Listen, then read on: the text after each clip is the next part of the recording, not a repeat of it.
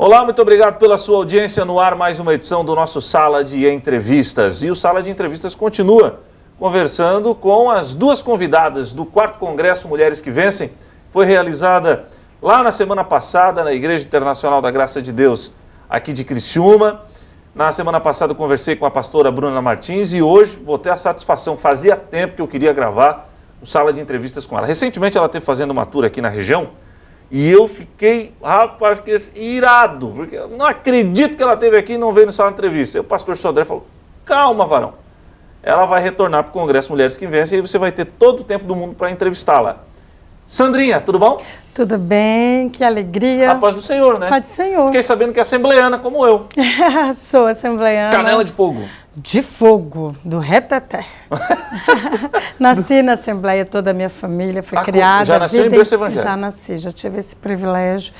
E que alegria poder estar aqui. Alegria toda minha. Mas me conta uma coisa, Sandrinha. Você falou que nasceu em berço evangélico, berço cristão. Onde é que você congrega? Onde eu congrego? Qual cidade? Em Belo Horizonte, Minas Gerais. Lá na sede? Eu congrego no bairro que eu moro. Meu marido, ele é advogado da nossa igreja, da Assembleia, trabalha no departamento jurídico, trabalha na sede, mas a gente congrega num bairro mais pertinho da minha casa, que chama Santa Mônica. Santa Mônica, o nome da comunidade. É porque quando a gente fala em Belo Horizonte, a gente não imagina-se uma cidade como Criciúma, né? Porque tem a nossa congregação aqui, que é a sede.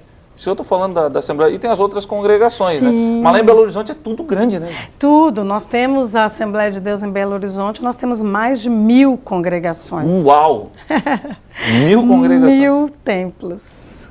Exatamente. É um bom sinal, né? Tá pregando o evangelho para um monte de gente. Exatamente. A Belo Horizonte já é uma cidade muito cristã, com grandes igrejas, com grandes ministérios reconhecidos no mundo inteiro, como Batista da Lagoinha, como Getsemane, né? E a Assembleia de Deus também é uma igreja já pioneira em Minas, em BH, a gente tem 1000 templos, a Quadrangular é uma denominação também que tem muitos templos em Belo Horizonte. Então, Belo Horizonte é uma cidade que tem igreja para todo mundo. Que bacana isso. Agora, eu não sabia que Minas Gerais tinha essa aptidão para o cristianismo protestante. Tem bastante protestante lá, é? Muito, é uma igreja que é uma cidade que tem muitos evangélicos e muitos ministérios também reconhecidos, né? Muitos cantores, a Nívia, o André, a Ana, a Mariana, que também era de lá, e Antônio Cirilo. Então, assim, é uma cidade muito aberta ao evangelho. Né? Ronaldo André não é de lá também? Ronaldo André, aquele cantor Sim, é pastor Ronaldo André, que é da Getsemane. Getsemane, isso. Exatamente. E assim, o estado de Minas, algumas regiões já são bem fechadas, porque é um estado muito católico, as pessoas são muito tradicionais. O mineiro, dizem que mineiro é desconfiado, né? E é desconfiado, Sandrinha? Um pouquinho. Você está desconfiada aqui, não? Não, tá eu já vontade, sou mais à vontade. Ah, que bom. Mas IBH já tem essa grande vantagem, é um povo muito aberto ao evangelho, a tudo isso. Isso é muito legal. Que legal. Aliás, Belo Horizonte é uma cidade que eu já, nos meus tempos de jornalista esportivo, os jogos do Cruzeiro e do Atlético que eu cobri, coincidentemente foram todos aqui em Criciúma. Eu não fui nenhuma vez em Belo Horizonte, mas tem uma imagem de Belo Horizonte. Uma vez eu sobrevoei Belo Horizonte e vi o Mineirão à noite, estava acesaço, devia ter alguma partida lá, ou do Galo ou da Raposa, da Cruzeiro, e eu achei fantástico, coisa mais linda do mundo. Deve ser uma cidade encantadora, né? O Mineirão é um canto à parte. O mineiro ama futebol, né? Eles têm uma paixão. Você torce para qual time lá? Eu sou mineira. Não vai dizer que é América, que daí vai ficar em cima do muro. Não, tem um amigo meu que diz o seguinte, em Belo Horizonte, o cara que diz que é americano, que torce pro Coelho, ou ele não quer dizer qual time ele torce, porque, na verdade, o torcedor do América é um simpatizante. Ou ele é cruzeirense ou atleticano, que também torce pro América. Não, eu sou flamenguista. Como que tu é flamenguista, menina? Meu marido é baiano.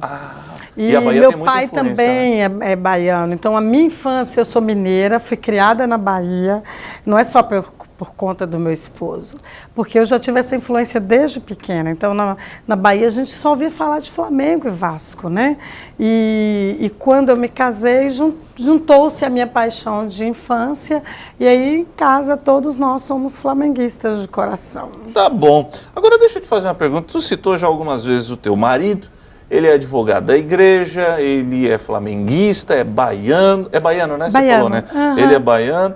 E eu vejo quando você fala assim com saudosismo. Como é que é essa vida, assim? Porque a Sandrinha canta no Brasil todo. Verdade. E ele, como um advogado, ele também deve ter os Ele compromissos tem uma agenda dele, super atarefada. Como Ele é me que funciona? acompanha na medida do possível que a agenda dele permite. Geralmente, quando os meus compromissos são apenas no fim de semana. Eu cheguei aqui no sábado, como eu só vou retornar na quinta, né, digamos assim, então esse tempo ele não teria para estar comigo.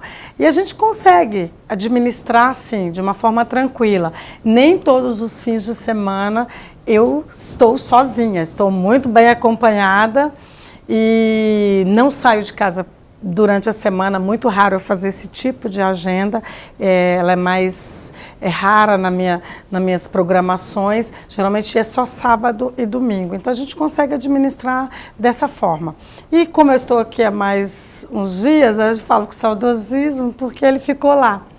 E ele é uma pessoa encantadora, né? Porque Qual é o meu nome dele? marido, Fernando. o Fernando é bonzinho, é? Ele é bonzinho, é um cara muito inteligente, e uma das características que me conquistam todos os dias no Fernando é o caráter dele e o amor que ele tem a Deus. Eu acho o respeito à palavra, isso é imprescindível na vida de uma pessoa, acho que isso é tudo.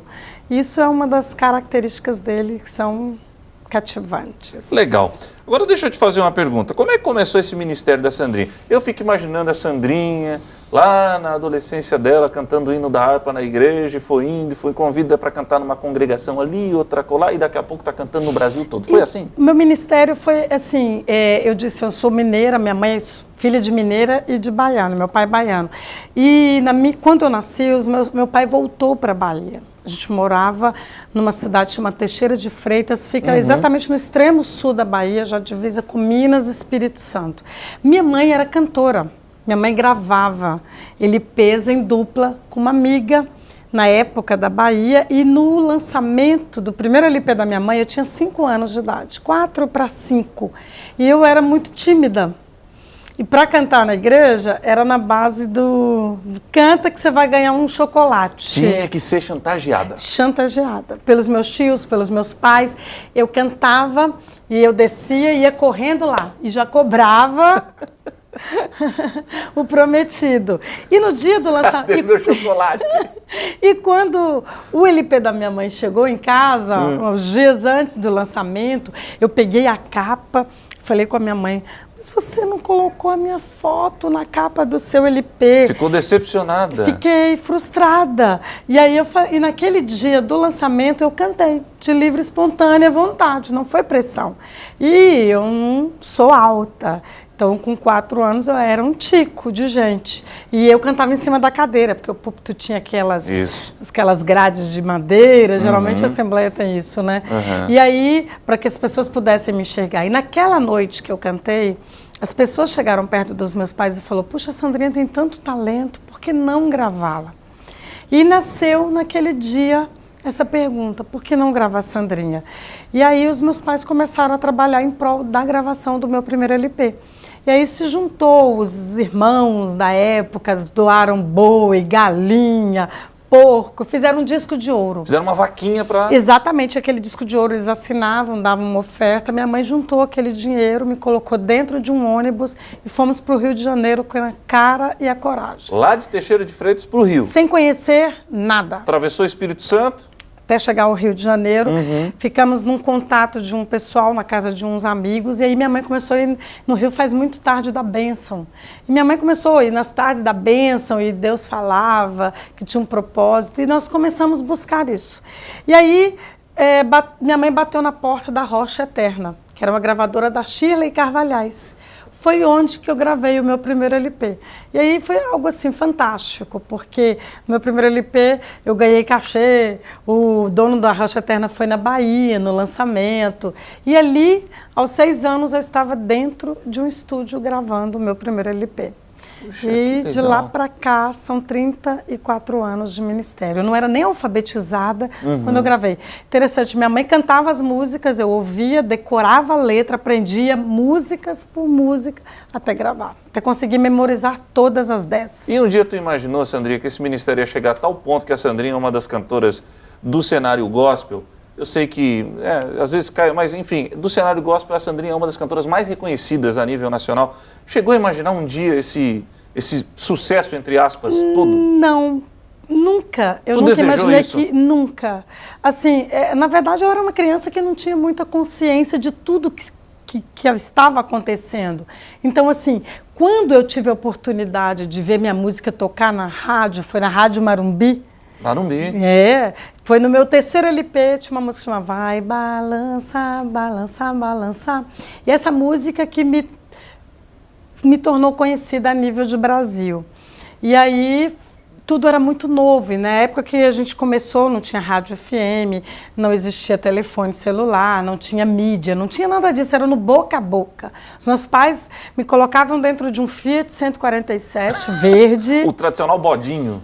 Exatamente, enchia o porta-mala de LP e saía nas minhas férias pela Bahia cantando em todas as cidades. Sandrinha. Exatamente. Então, assim, foi tudo muito sofrido. Eu não me lembro, na minha infância, de ter dormido num hotel.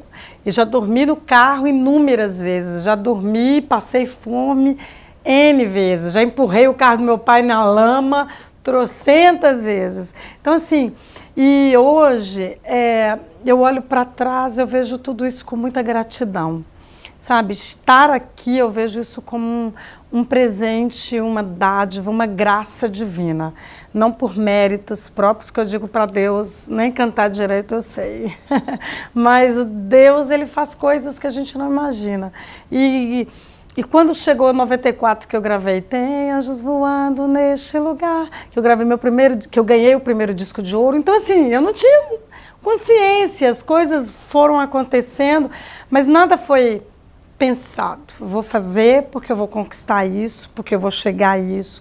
Tudo foi um propósito divino e eu vejo tudo isso com muita gratidão. Você falou aí que não canta tão bem. Isso é, digamos, um excesso de zelo ou a Sandrinha, de fato, ela acha que não é assim essa grande cantora como todos falam? Não, de fato eu não acho. Eu vejo que há características na minha vida que não é a minha voz só que atrai. Eu acho que existe muito mais. Existe uma unção, existe uma diferença, é um chamado, entendeu? E eu penso que se fosse hoje para eu começar baseado nas minhas próprias qualidades, eu não começaria. Eu falo isso sem demagogia, sem falsa, né, demagogia. Falsa Falar, modéstia. Modéstia, ela canta e está dizendo que não. Não, eu reconheço todas as minhas limitações como cantora. Mas eu sei que Deus é que me leva, é Deus que me coloca, é Deus que tem um propósito, é Deus que me chamou. Legal, tô vendo que você ficou emocionada. Eu não queria te emocionar, mas eu tô vendo que você está abrindo seu coração mesmo. É verdade, esse sou eu, essa é a minha essência. Bacana, Sandrinha. Olha, eu agradeço muito que você esteja aqui no Sala de Entrevista. É verdade, eu sempre gostaria de... Tem algumas pessoas que a gente tem vontade de entrevistar. Quando eu entrei na TV Primavera, já é a minha segunda passagem aqui pela emissora, alguns cantores a gente tinha oportunidade. Na época tive o prazer de entrevistar o Thales, no lançamento do seu, acho que era o seu primeiro álbum, ou foi o único pela Graça Music, não lembro agora, e tantos outros cantores, e a Sandrinha era um que eu tinha vontade, e eu acho que agora eu estou entendendo por quê. Porque realmente a Sandrinha é uma bênção, rapaz, muito interessante conversa com ela, mas a conversa não acabou não, gente. Ela continua daqui a pouquinho, depois do intervalo. Sandrinha, ela vai tomar uma água e já já retornará junto comigo para falar um pouquinho mais dos discos que estão aqui na minha mão. A conversa estava tão boa que eu nem falei dos discos ainda, mas daqui a pouquinho a gente volta.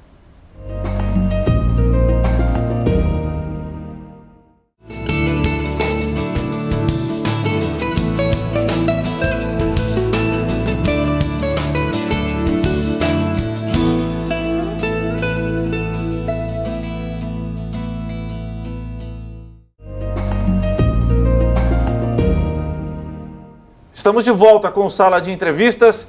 Sandrinha está aqui comigo. Esse aqui é o disco novo, Sandrinha? Esse é Minhas Canções na Voz de Sandrinha. É um Minhas Canções do Missionário. Da Graça Music. São letras do missionário e com melodias do Paulo César Baruch, produção dele.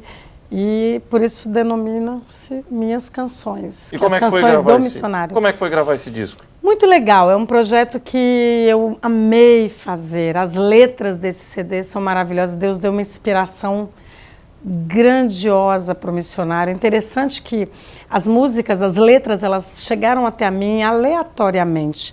E quando eu fiz um apanhado depois da obra, eu vejo assim, todo o CD, Deus, primeiro, ele trabalha em mim. Eu vivo experiências que me capacitam a ministrar aquilo que Deus coloca no meu ministério. Então eu sempre digo, a gente não dá aquilo que não tem. Eu primeiro preciso viver aquilo para cantar. Eu tenho que cantar aquilo que eu acredito, aquilo que eu vivo. E a experiência desse CD foi ímpar, porque é um CD que, sem ser proposital, ele fala muito sobre a volta de Jesus. E é algo que a gente fala muito pouco hoje em dia. Prega-se muito pouco sobre isso. A gente prega sobre tantas coisas, sobre bênção, prosperidade, mas dizer que Jesus volta, é tão raro você ouvir isso. Canções que falam sobre isso. E esse CD tem várias canções que falam sobre isso. E eu vivi uma experiência que antecedeu a gravação desse CD.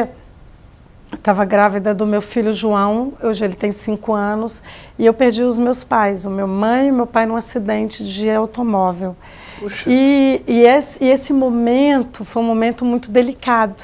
E aí eu entendi o porquê de falar sobre isso, porque a volta do Senhor, ela vai existir um coletivo. Jesus vai vir e arrebatar a sua igreja, só que existe uma volta individual todos os dias. E às vezes a gente não para pensar muito nisso. Deus pode voltar amanhã para mim. Quando Deus voltou, chamou os meus pais e eles tiveram esse chamado, eu entendi. Eu entendi todo o processo. E tem uma canção nesse CD que fala: cuida de mim, Senhor, sou tão fraco e tão pequeno. E essa canção, ela foi gravada anteriormente pelo Ministério de Adoração da Igreja da Graça. E na época da minha perda, era uma canção que eu cantava muito. Era uma canção que trazia um consolo à minha alma, porque eu sabia que no momento daquela dor, daquela perda, em meio àquele turbilhão de coisas, eu vivi uma gravidez de alto risco, eu vivi a perda dos meus pais, eu vivi quase um aborto, eu vivi muitas coisas nesse período. E o cuidado de Deus é que me sustentou, e então o motivo também da regravação dessa música. Você falou numa situação, Jesus pode voltar para mim amanhã. Tem um pastor norte-americano que eu gosto muito de acompanhar as pregações dele. Quero ver se o ano que vem, a agenda dele aqui no Brasil, eu quero ver se dou uma escapadinha lá em São Paulo para vê-lo pregar. É o pastor Paul Washer, é um pastor norte-americano. Ele disse o seguinte, ele estava numa pregação e ele estava pregando justamente sobre a volta de Cristo, de Jesus.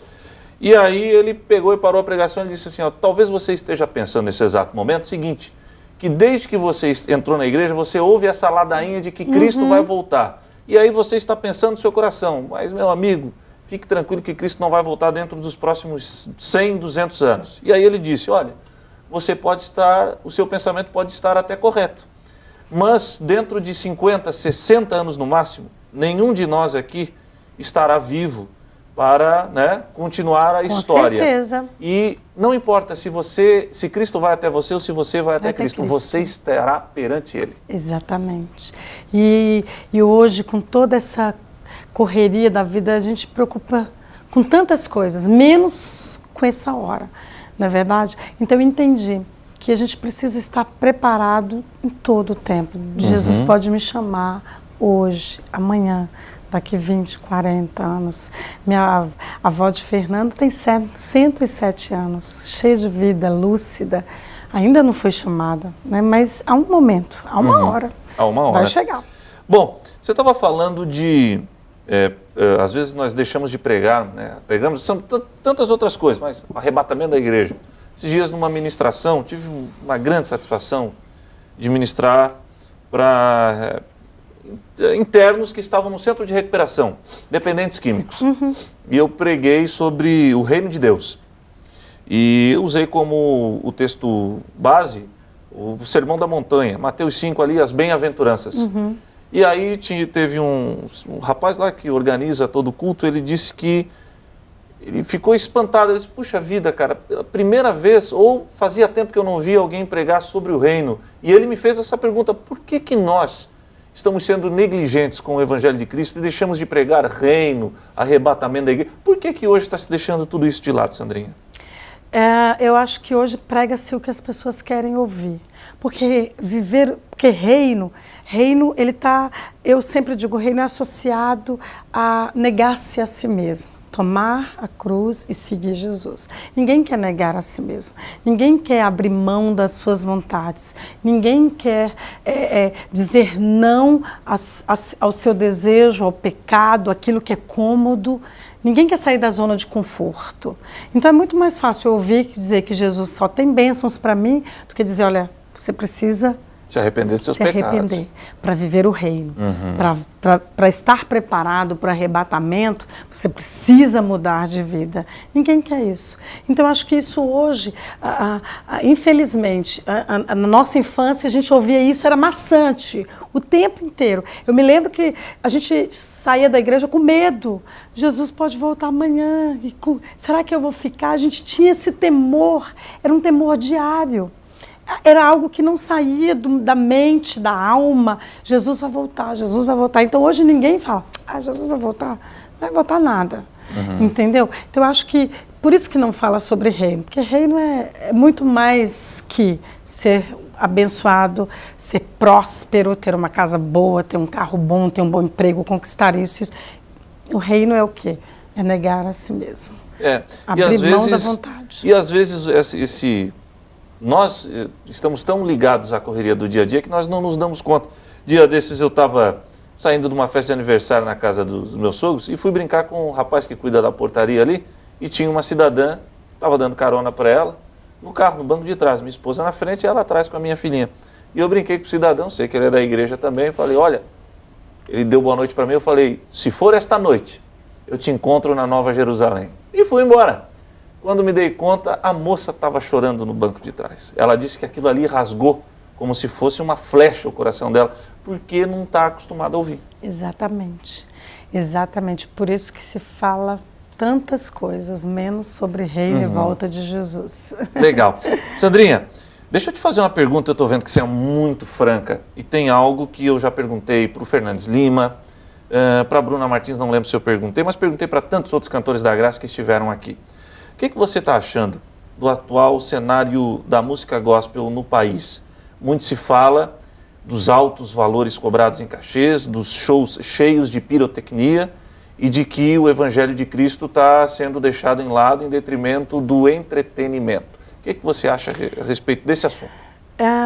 Eu vejo esse cenário com muita tristeza. E acontece? Muito. A gente que está no meio, que convive, que sabe, que vê. Eu acho que não é que eu não estou sendo crítica aqui, claro, pelo amor de Deus. Eu acho que todo mundo tem seu espaço. A música, ela amadureceu, ela cresceu de tantas formas. Hoje é tão bom você ver que a música gospel ela é reconhecida, ela é valorizada em todos os meios de comunicação. Mas eu acho que há coisas que se perderam nessa caminhada, há valores que foram esquecidos e de fato, se vê muito hoje a coisa do entretenimento. A pessoa esqueceu quem é o centro, o foco, e há muitos ainda que permanecem. Eu não vejo problema algum em se fazer shows, até porque se existe uma empresa que está tendo lucro com aquilo, é óbvio que o artista precisa receber. Se cobra-se um ingresso, é óbvio que o artista precisa receber por aquilo. Mas eu acho que aquela coisa da igreja, porque tem muitos hoje que já não querem mais ministrar em igrejas. Hoje a prioridade deles é show de prefeitura, shows grandes, shows bilhetados. Eu não tenho mais tempo para cantar em igreja. Eu acho que você pode fazer tudo, sabe? Eu canto em grandes eventos, já cantei com missionário para 100 mil, 200 mil pessoas, mas a mesma alegria. o mesmo prazer, a mesma dedicação que eu tenho ao subir para cantar para 100 mil, eu vou numa favela e canto para 20, 30 pessoas. Eu sempre peço ao Senhor, não deixa eu perder essa essência, não deixa eu perder essa alegria. Eu sinto falta. Eu falo, gente, porque, olha, se eu não tenho prazer, alegria de estar na casa do Senhor, de abrir mão do meu tempo, porque eu vou quando não tem cachê, quando não tem oferta, mas eu sei que as pessoas precisam, eu tenho que estar lá, eu fui chamada para isso. Eu acho que se perdeu isso, essa essência do evangelho, da boa música, e tomara, mas eu tenho ainda uma esperança. Que tudo mude, que as coisas voltem. Não sei se é utopia, se... Não, acho que não, acho que não. Eu acho que é um sentimento sincero que você tem. E eu também gostaria e torço para que isso ocorra também. Eu tenho o mesmo pensamento que você. Deixa eu te fazer uma pergunta ainda com relação a toda essa situação que o seu ministério acaba proporcionando a você. Você participou do Congresso Mulheres que Vencem, você ministra em várias igrejas. E quando o pessoal sabe que a Sandrinha vai estar na igreja, vai estar na igreja, é um corre-corre, uma loucura. O pessoal gosta da Sandrinha. Como é que a Sandrinha faz no seu íntimo para não deixar com que aquele carinho das pessoas, no popular falando, suba para a cabeça e a Sandrinha se transforme numa artista? Eu olho todos os dias no espelho. Eu tenho espelho em casa. Todos os dias eu peço para o Senhor sondar o meu coração. E quantas vezes eu percebo que em algum momento eu falei, uau, abafei, hein? Mandei ver. Nossa, hoje foi demais. A fila para o autógrafo estava gigante. Lógico que eu não vou ser hipócrita de dizer que isso é ótimo para o meu ego. Lógico que é. Mas eu sempre coloco meu pezinho no chão. Falo, peraí, de onde você veio? Para onde você está indo, qual que é o seu chamado, sabe? E todas as vezes que eu percebo que sentimentos assim estão aflorando, que estão querendo sair, eu falo, opa, pera lá. Aí eu vou e vou para o meu cantinho, eu e Deus ali, e eu falo, Senhor, me perdoe pela minha grande bobagem de achar que eu posso ser alguma coisa, porque de fato eu não sou. Eu reconheço exatamente que eu sou, uma eterna dependente. Tá bom. Sandrinha, o tempo passou como uma flecha e eu te agradeço muito você ter vindo aqui. Foi uma das entrevistas que mais me deu satisfação. Muito bom mesmo. Eu fiquei super feliz. Foi um prazer ter conversado com você. Igualmente. E saiba que você tem um amigo aqui em Criciúma agora. Obrigada. Próxima vez que estiver aí, já vamos agendar outra sala de entrevistas. Puxa vida, tem muita coisa para conversar. Eu tenho o meu ministério com crianças que a gente nem deu tempo de falar. Mas daí eu prometo que na próxima a gente conversa sobre Pode isso. ser? Pode, claro. Então tá bom. Obrigado. Deus abençoe. Amém, Obrigada também. Reapresentação do Sala da Sandrinha, quinta-feira, às 8h30 da noite. Gostou? Depois ele vai para o YouTube. Você pode, inclusive, fazer o seu download. Um abraço. Deus abençoe a todos. Tchau.